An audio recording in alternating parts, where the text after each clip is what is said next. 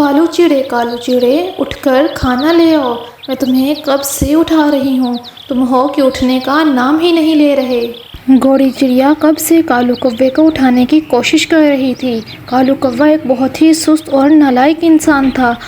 कालू कौवे का वालिद कब से फौत हो चुका था और गोरी चिड़िया ही कालू कौवे के लिए और अपने लिए लकड़ियाँ लेकर आती और दूर दराज से खाने के लिए सामान लेकर आती। कालू चिड़ा था कि उठने का नाम ही ना लेता। वो एक बहुत ही सुस्त इंसान था। बूढ़ी चिड़िया उसको बहुत समझाती, देखो कालू कौवे, मैं अब उम्र में उस तरह नहीं रही कि तुम्हारे लिए और अपने लिए खाना लेकर आऊँ। तुम खुद भी सुबह टाइम से उठा करो और अपने लिए और मेरे लिए खाना लेकर आया करो। चलो जल्दी उठ जाओ, सुबह हो गई है। नहीं नहीं, अभी मैं नहीं उठूँगा, अभी मुझे और सोना है, अभी मेरी नींद नहीं पूरी हुई। कालू कौवा इस तरह से बदतमीज़ी करता और दोबारा से सो जाता। गोरी चिड़िया कालू कौवे के इस रवैये से बहुत परेशान रहती और कालू कौवा था कि उसे थोड़ा भी एहसास ना होता। आज मौसम बहुत ही ज़्यादा खुशगवार था। कालू कौवा मौसम के खुशगवार होने की वजह से जल्दी ही उठ गया। आज बूढ़ी चिड़िया का दिल कर रहा था कि वो आज कहीं बाहर घूमने जाएं। कालू कौवे से बोला, कालू कौवे, चलो हम आज बाहर घूमने जाते हैं, आज मौसम बहुत अच्छा है। हाँ ठीक है, हम ऐसे ही करते हैं। कि अचानक भी कालू कौवा और गोरी चिड़िया ये सोच ही रहे थे कि दरवाजे पर दस्तक हुई। कालू चिड़ी ने जैसे ही जाकर दरवाज़ा खोला तो देखा कबूतर मामू आए हुए थे।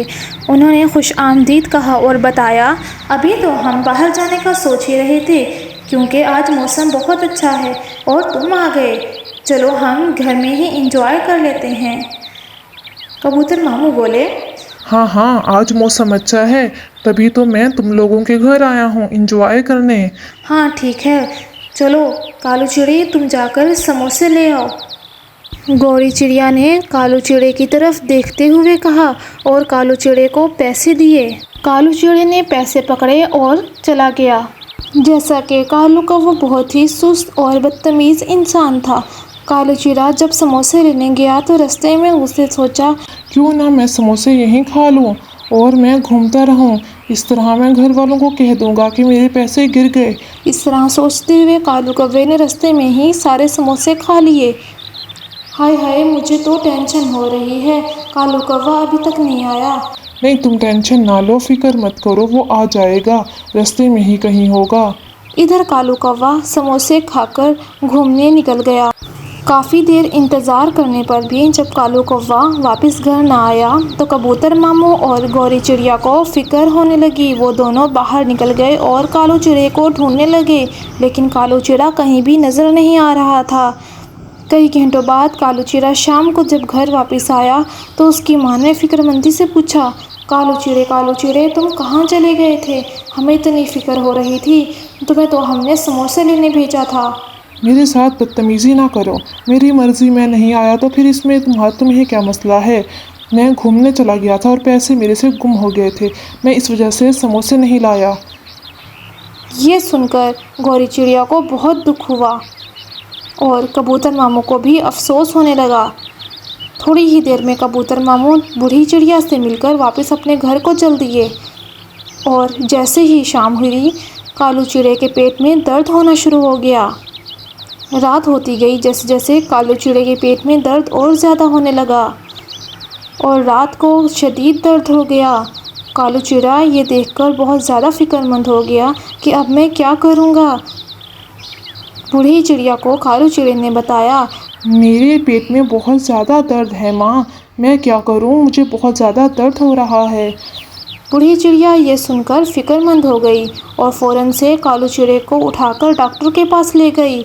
डॉक्टर ने कालू चिड़े का चेकअप किया और बताया कि तुमने कुछ जहरीली चीज़ खा ली है। कालू चिड़ा हैरान होकर देखने लगा, लेकिन मैंने क्या खाया है? और बूढ़ी चिड़िया भी कहने लगी, कालू चिड़े ने तो कुछ भी नहीं खाया।